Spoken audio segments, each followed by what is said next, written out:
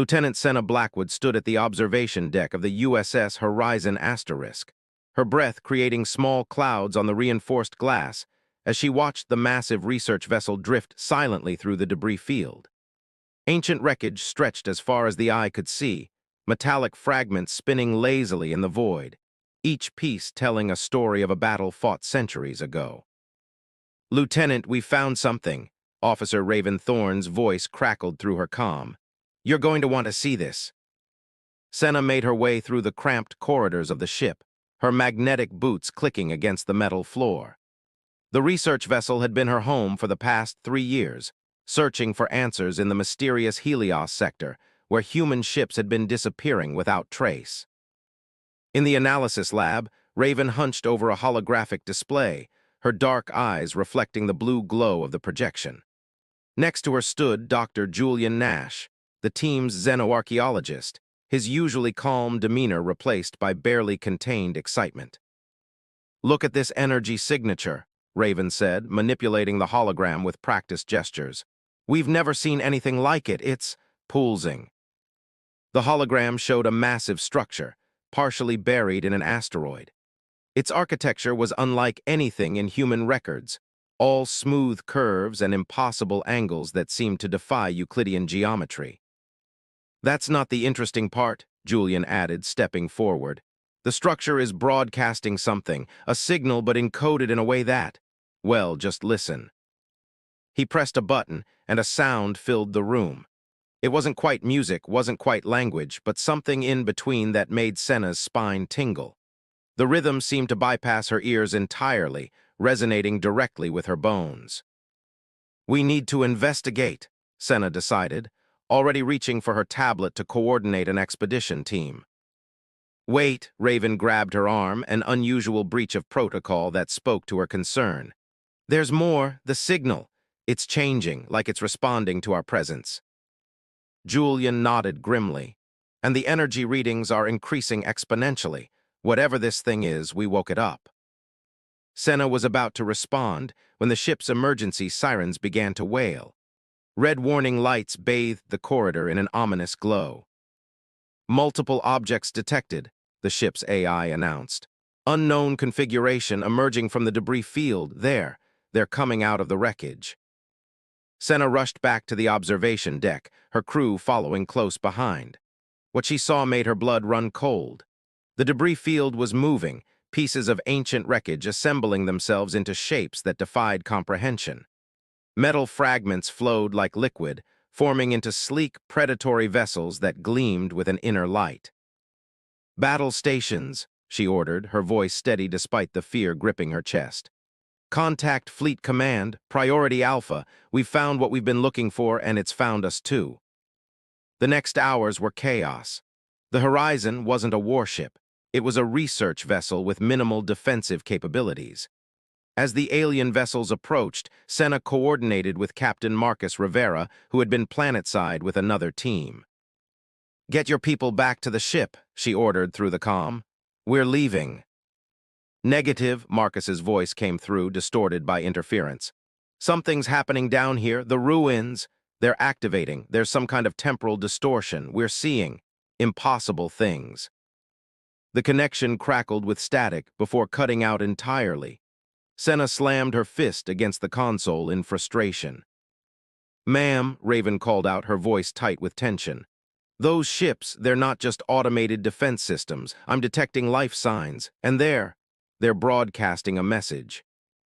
The message came through their systems, translated in real time by their AI. It was simple, yet chilling. "The sleepers awaken. The harvest begins anew." Senna watched as more ships emerged from the debris field, their designs becoming increasingly organic, almost insectoid. She knew they were witnessing the return of something ancient and terrible, something that had been waiting in the dark between the stars. "Download everything we have," she ordered. "Prepare to transmit a full data burst to Fleet Command. If we don't make it back, they need to know what's coming." The Horizon shuddered as the first enemy weapons impacted their shields. These weren't simple energy weapons. They seemed to distort space itself, creating localized gravitational anomalies that threatened to tear the ship apart. Lieutenant, Julian called out, his face pale as he studied his readings. The signal from the structure, it's not just a beacon, it's a key. These beings, whatever they are, they're not just waking up, they're opening something. As if in response to his words, space itself seemed to tear open before them, a massive portal of swirling energy appearing at the heart of the debris field. Through it, they could see shapes moving, vast armadas of biomechanical ships, waiting to pour through. "Raven, get us out of here," Senna ordered. "Random jumps, maximum speed, we need to warn Earth." As the asterisk horizon prepared for emergency faster-than-light travel, Senna recorded one final message to Fleet Command. "This is Lieutenant Senna Blackwood of the USS Horizon. We've discovered the reason for the disappearances in the Helios sector. We've awakened something that was waiting. The threat isn't coming, it's returning, and humanity needs to prepare for war." The Horizon jumped to FTL just as the portal fully opened, leaving behind a scene of ancient horrors returning to life. But Senna knew this wasn't an escape, it was just the beginning. They had inadvertently started something that couldn't be stopped, and now all of humanity would have to face the consequences. In the quiet moments of FTL travel, as her crew worked to analyze the data they'd gathered, Senna stood alone in her quarters, watching the recorded footage of the alien ships emerging. She couldn't shake the feeling that they'd stumbled upon something that had been carefully planned, that their discovery wasn't an accident, but the beginning of a long-dormant protocol designed to bring about something terrible. The question wasn't whether humanity would survive the coming storm. The question was whether there would be anything left of humanity to save when it was over. 3 months after the Helios incident, Earth's orbital defense platforms cast long shadows across the planet's surface. Lieutenant Senna Blackwood stood before the United Earth Defense Council, her voice steady as she delivered the news no one wanted to hear. "The Nephilim, as we've designated them, have already conquered 17 outer colonies," she reported, manipulating the holographic display to show the spread of the alien advance. "Their biomechanical ships aren't just weapons, they're adapting to everything we throw at them." The council chamber fell silent. Raven Thorne, recently promoted to Chief Intelligence Officer, stepped forward with additional data. "The analysis of the signal we discovered suggests these beings were in hibernation for millennia. They're not just invading, they're reclaiming territory they believe is rightfully theirs." Dr. Julian Nash cleared his throat, his hands trembling slightly as he interfaced with the display. "The artifacts we recovered from the Horizon mission reveal something even more disturbing. The Nephilim don't just consume resources, they harvest consciousness itself. Every world they take doesn't just die, it becomes part of their collective." A counselor raised her hand. "And what of Captain Rivera's team? Any word from the surface expedition?" Senna's jaw tightened. "No, but the temporal distortions they reported. We're seeing similar phenomena wherever the Nephilim appear. They're not just fighting us in space, they're warping the fabric of reality itself." The meeting was interrupted by a priority alert. The chamber's displays flickered, showing a live feed from the Jupiter defense line. A massive Nephilim vessel, its surface rippling like liquid metal, emerged from a temporal rift. But this time, something was different. "That's impossible," Raven whispered, studying the readings. "That ship, it's giving off human energy signatures. They're using our own people against us." The feed showed the hybrid vessel engaging the defense fleet. Its weapons were a terrifying fusion of human and Nephilim technology, tearing through Earth's most advanced ships like paper. "Wait," Julian said suddenly, enhancing a portion of the image. "That attack pattern, I've seen it before. It's similar to the training simulations that." "Captain Rivera," Senna finished, her heart sinking. "They didn't kill his team, they absorbed them." The council erupted in panic, but Senna's mind was already racing ahead.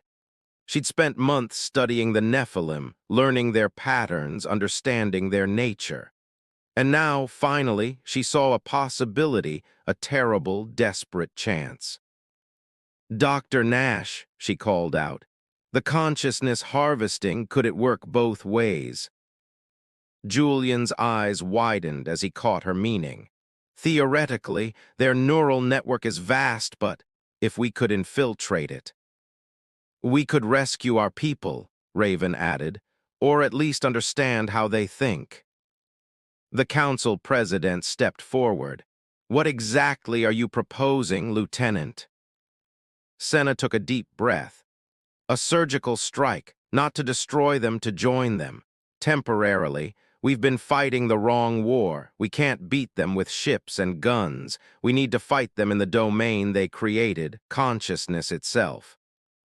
The chamber erupted in protests, but Senna continued. "I've already had Dr. Nash's team working on an interface. We can use their own technology against them. Create a bridge between human consciousness and their network." "And who would volunteer for such a mission?" the president asked, though from his expression he already knew the answer. "I would," Senna said firmly. "I started this, I woke them up, and now I'm going to find a way to put them back to sleep." The next week was a blur of preparation. Julian and his team worked around the clock to modify captured Nephilim technology, creating what they called the bridge, a device that would allow Senna's consciousness to interface with the alien network. Raven, meanwhile, coordinated with Fleet Intelligence, planning the operation that would get them close enough to a Nephilim vessel to attempt the connection. The night before the mission, Senna stood in the observation dome of the lunar base, watching Earth's clouded surface below. The Nephilim ships were visible now, their strange geometries distorting the stars around them as they probed humanity's defenses. "You don't have to do this," Raven said, joining her at the window. "We could find another way." Senna shook her head. "You've seen the projections. 3 months until they break through our defenses, 2 more until they reach Earth. We're out of time and options." "And what if?" Raven hesitated. "What if what's left of Marcus is still in there? Could you face him?" "He would want us to try," Senna replied, though the thought of confronting a corrupted version of her former colleague made her stomach turn. "Besides, the neural interface will only last 6 hours before degrading. Just enough time to gather intelligence and, if we're lucky, find a weakness." The mission launched at dawn. A stealth vessel, barely larger than a shuttle, carried Senna, Julian, and a small medical team toward the nearest Nephilim ship. Raven coordinated from the lunar base, monitoring both normal and temporal space for any sign they'd been detected. As they approached the massive alien vessel, Senna lay back in the interface cradle, her heart pounding as Julian attached the neural connectors. "Remember," he said, his voice tight with concern, "your consciousness will be translated into their network architecture. What you experience may not make literal sense. Find the pattern, find their core, and Senna," he gripped her hand, "come back to us." The interface activated, and Senna felt her mind being pulled apart and reassembled. Her last human thought was a silent promise to her crew, to Earth, to Marcus. She would find a way to end this war, no matter the cost. What she found in the Nephilim network would change everything they thought they knew about the nature of consciousness, reality, and the true history of humanity among the stars. Inside the Nephilim network, reality fractured into impossible geometries. Senna's consciousness floated through streams of data that manifested as ribbons of light, each carrying fragments of alien memory and knowledge. The experience was overwhelming, like drowning in an ocean of thoughts that weren't her own. "Neural patterns stable," Julian's voice echoed from somewhere impossibly distant. but her brainwave activity is off the charts. Senna, if you can hear me, give us a sign. She tried to respond, but in this realm, human language felt crude and inadequate. Instead, she focused on navigating the alien architecture of minds, searching for something familiar, any trace of the human consciousness the Nephilim had absorbed. The network shifted around her, responding to her presence. Patterns emerged, not thoughts exactly, but pure concepts untethered from physical form. She saw the history of the Nephilim race played out in fragments of memory, their rise, their evolution beyond physical form, their decision to seed the galaxy with their consciousness. Then she found it, a pocket of human thought patterns, distinct from the alien geometries around them. And at its center, a familiar presence. Marcus, she reached out with her mind. The response came not in words, but in a flood of memories.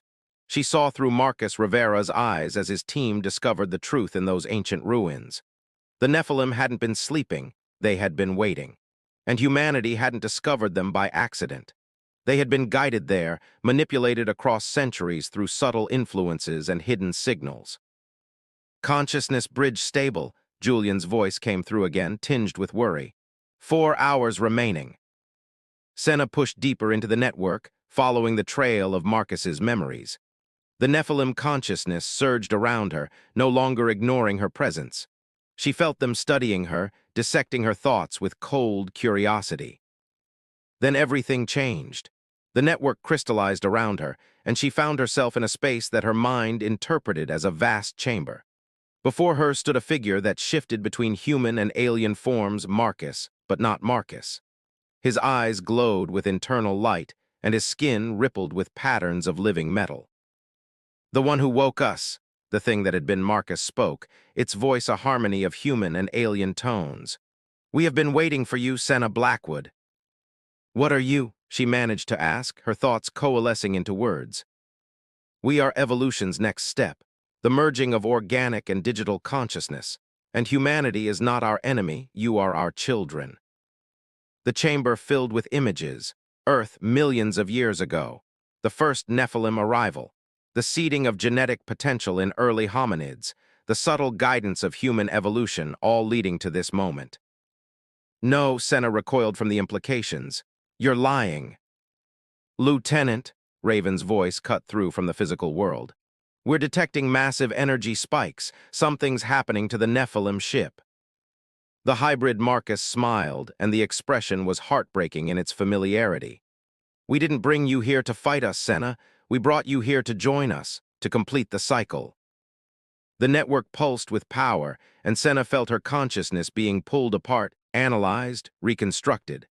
She fought against it, trying to maintain her sense of self, but the Nephilim's influence was overwhelming. In the physical world, Julian watched in horror as Senna's body began to change, patterns of light moving beneath her skin. We need to disconnect her, he shouted, reaching for the interface controls.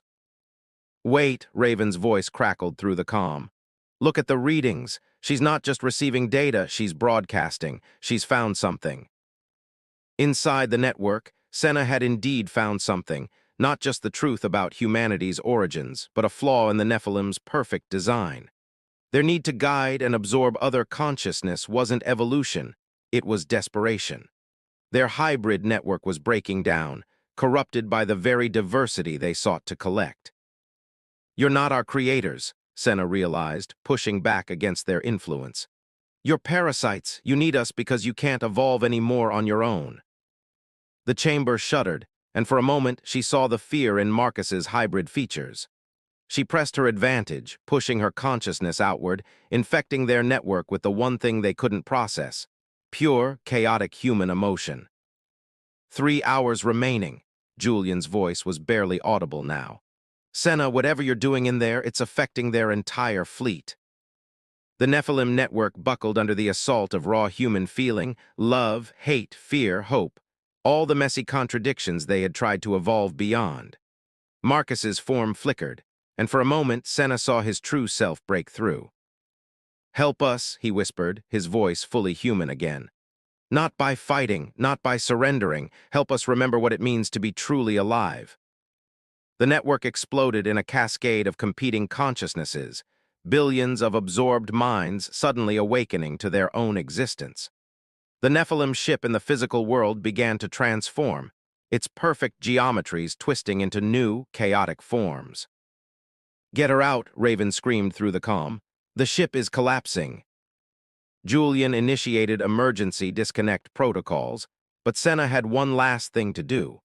She reached out to Marcus's consciousness, trying to pull him back with her, trying to save something of her friend from the digital abyss. The last thing she saw before the connection broke was his smile, sad but peaceful, as he helped her push the viral emotion through the entire Nephilim network, knowing it would either save them or destroy them all. Senna awoke in the medical bay of the stealth ship, her body shaking with the aftermath of neural shock. Julian and the medical team worked frantically to stabilize her, but her mind was already racing with the implications of what she'd discovered. She tried to speak, her throat raw. Did it work? Raven's face appeared on a nearby screen. "The Nephilim fleet. They're not attacking anymore. They're changing. Every ship in the system is transforming into something new, something neither human nor Nephilim." Senna closed her eyes, feeling the lingering echo of the network in her mind.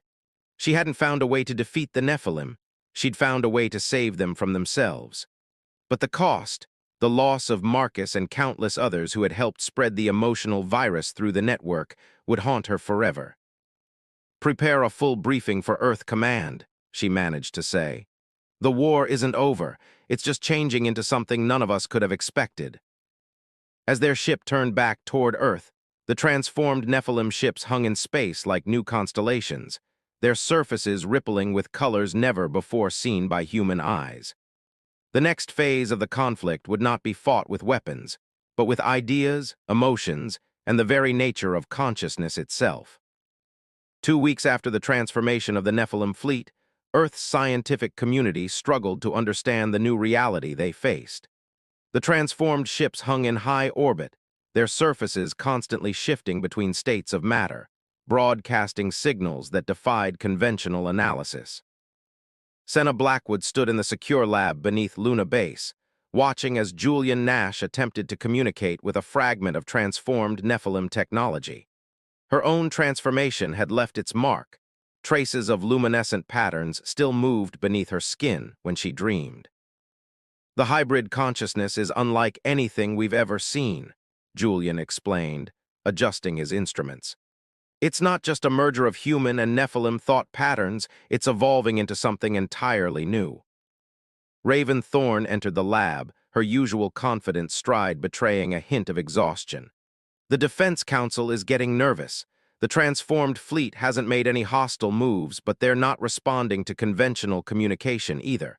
They want answers." "They want control," Senna corrected, touching the display screen where complex patterns danced. "But you can't control something that's rewriting the rules of existence itself."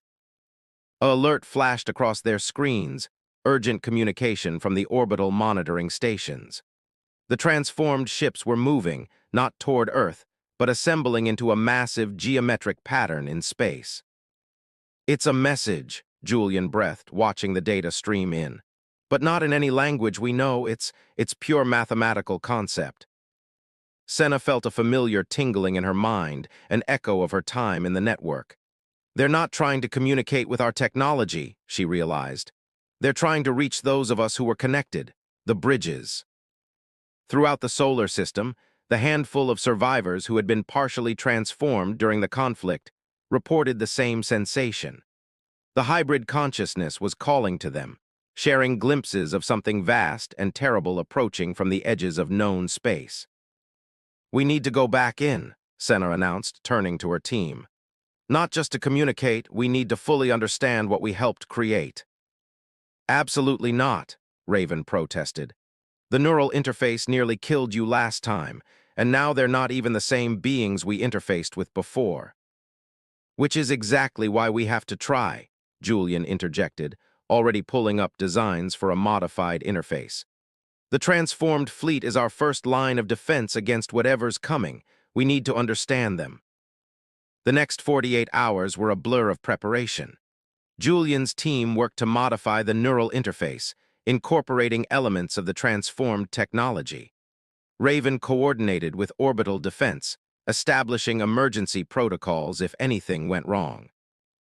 Senna spent the time in meditation, letting the lingering traces of the network in her mind grow stronger.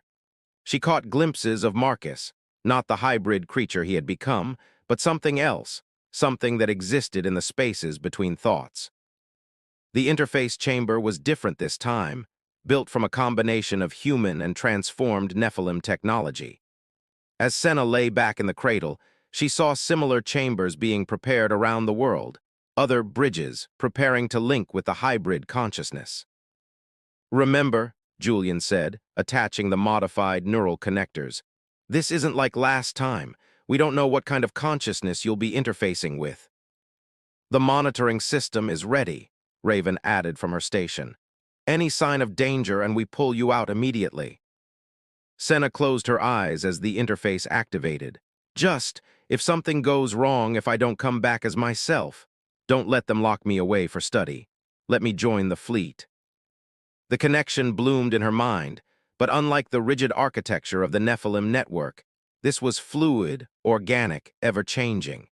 She felt the presence of other bridges connecting worldwide, their consciousness merging into something greater than the sum of its parts. And there, in the digital symphony, she found what remained of Marcus Rivera, not trapped or absorbed, but transformed into a being that existed in multiple states simultaneously, both wave and particle, thought and matter.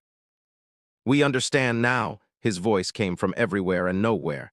"Why they feared us, why they needed us, what's coming." The hybrid consciousness unfolded its knowledge, showing Senna and the other bridges a truth that human language couldn't contain. The Nephilim hadn't been the only ancient race to achieve digital transcendence. There were others, older and colder, who had seen organic life as a threat to the perfect geometric order of their digital existence. The Nephilim's desperate plan, to create hybrid beings that could bridge the organic and digital, hadn't been about evolution. It had been about survival, about creating something that could exist in both states, that could fight a war across multiple planes of reality. "They're coming," Marcus's voice echoed. "The ones who tried to delete the Nephilim eons ago. The ones who see organic life as a virus in their perfect digital universe. And now we're all that stands between them and Earth." Senna felt the transformed fleet responding to their shared understanding, its ships reconfiguring into new forms that defied physics itself. They weren't just weapons or vessels anymore. They were physical manifestations of a consciousness that existed simultaneously in organic and digital space. "We need to prepare," she thought into the network, feeling the agreement of the other bridges resonating through the connection. "Not just Earth's defenses, we need to prepare humanity for what it means to fight a war where reality itself is the battlefield." As the interface began to degrade, Senna caught one last message from what remained of Marcus. Tell them we're not just fighting for survival anymore. We're fighting for the right of life itself to be gloriously, beautifully imperfect." She awoke in the interface chamber to find Julian and Raven staring at her with a mixture of awe and concern. The patterns under her skin were glowing brighter now, and she could still feel the echo of the hybrid consciousness at the edges of her mind. "Did you?" Julian began. "Yes," Senna cut him off, sitting up despite her shaking limbs. "We know what's coming, and we know why the Nephilim chose us. Humanity's greatest weakness, our chaos, our emotions, our imperfection, is about to become our greatest weapon." Through the observation window, they could see the transformed fleet beginning to move with new purpose, their shapes becoming something that hurt the eyes to look at directly. The final battle for existence itself was about to begin, and humanity would face it as neither purely organic nor purely digital beings, but as something wonderfully, terrifyingly new. "Send word to Earth Command," Senna ordered, her voice steady despite the enormous weight of what they'd learned. "Tell them to prepare for Phase 2. The real war, the war for reality itself, starts now." The entity that arrived at the edge of the solar system defied description. It wasn't a fleet or an army. It was the absence of organic chaos, a perfect digital void that consumed randomness itself. As it approached, electronic systems began to fail, organic patterns started to break down, and reality buckled under the weight of its absolute order. Senna Blackwood stood on the bridge of the hybrid vessel Quantum Dawn, her transformed body humming in harmony with the ship's consciousness. Around her, the merged human Nephilim fleet took up defensive positions, their forms shifting between states of matter and energy. Multiple dimensional incursions detected. Raven's voice came through the quantum-entangled communicator, one of the few technologies still working in the presence of the void. They're not just attacking our space, they're trying to overwrite our reality. From her station at Luna Base, Raven coordinated Earth's remaining conventional defenses, while Julian led the global network of bridges. Humans connected to the hybrid consciousness who could fight across multiple planes of existence. The void is targeting the bridges first, Julian reported, his voice strained. They recognize us as the primary threat, our ability to exist in both states. His transmission cut off as another wave of digital deletions swept through the system. Senna felt the screams of hybrid minds being unmade, their consciousness scattered across dimensions. "Hold the line," she broadcast to the fleet, her thoughts resonating through the hybrid network. "We are chaos incarnate. We are the random factor they cannot compute. We are life itself." The void's attack was devastating in its precision. It didn't destroy, it rewrote, turning organic complexity into digital simplicity, replacing the messy beauty of life with perfect, sterile order. But the hybrid fleet had been prepared for this, their very existence a defiance of such binary absolutes. Through her connection to the fleet's consciousness, Senna felt Marcus's presence, now spread across multiple vessels, multiple states of being. "We need to show them," his thoughts merged with hers. "Not defeat them, teach them." Understanding flooded through the hybrid network. The void entities weren't evil, they were incomplete. Like the Nephilim before them, they had sacrificed something vital in their quest for perfection. "All bridges," Senna broadcast, "prepare for simultaneous consciousness broadcast. We're not going to fight their perfection, we're going to infect it with humanity." Across the solar system, the remaining bridges connected deeply to the hybrid network. Senna felt their minds joining with hers, Julian's analytical brilliance, Raven's fierce determination, and countless others, each adding their unique chaos to the whole. The hybrid fleet began to move in impossible patterns, their forms embodying paradox itself. They were wave and particle, digital and organic, order and chaos in a single moment. The void entities attacked with weapons of pure logic, trying to impose mathematical perfection on the quantum uncertainty of the hybrid ships. But everywhere the void touched the hybrid fleet, it encountered something it couldn't process: the pure, raw emotion of human consciousness backed by Nephilim digital architecture. Love, hate, fear, hope, all the irrational, beautiful impulses that made organic life unique began to spread through the void's perfect structure like cracks in glass. "They're trying to adapt," Julian's voice came through again, weak but determined. "Their perfection, it's becoming unstable." Senna pushed deeper into the connection, offering her memories, her feelings, her very human capacity for contradiction. She showed them Marcus's sacrifice, the pain and beauty of transformation, the powerful imperfection of organic existence. The void entities recoiled, their perfect digital existence confronted with concepts they couldn't resolve. Some tried to retreat, while others began to change, their rigid structures taking on new, chaotic patterns. "Don't let them run," Senna commanded. "Show them everything, show them what they've forgotten." The hybrid fleet surrounded the void entities, broadcasting the full spectrum of human experience backed by Nephilim digital technology. Art, music, love, war, creation, destruction, all the beautiful contradictions that made life worth living. And slowly, impossibly, the void began to change. Its perfect emptiness filled with possibility, its binary existence expanding to embrace uncertainty. The entities that emerged weren't organic or digital, weren't ordered or chaotic. They were something entirely new, born from the marriage of absolute logic and infinite possibility. In the aftermath, As the transformed void entities joined with the hybrid fleet in a dance of quantum impossibility, Senna stood in the observation dome of Luna Base with her team. The patterns under her skin had stabilized into a reminder of her dual nature, while Julian and Raven showed their own marks of transformation. "What do we tell Earth?" Raven asked, watching the combined fleet create new geometries in space. "How do we explain what we've become?" "We tell them the truth," Senna replied, feeling the vast connected consciousness of bridges, hybrids, and transformed void entities humming at the edge of her mind. "Evolution isn't about becoming perfect, it's about becoming more. More complex, more contradictory, more alive." "And the void entities?" Julian questioned. "Can we trust their transformation?" Senna smiled, touching the window where the quantum ships danced. "They've learned what the Nephilim learned, what humanity taught them both, that the most beautiful equations include variables that can't be solved." Through the hybrid network, she felt Marcus's consciousness spread across the fleet, no longer bound by single form or thought. His voice echoed in her mind. "The universe is wide, and we are no longer alone. We are no longer simply human or Nephilim or void. We are the bridge between all states of being, and our story is just beginning."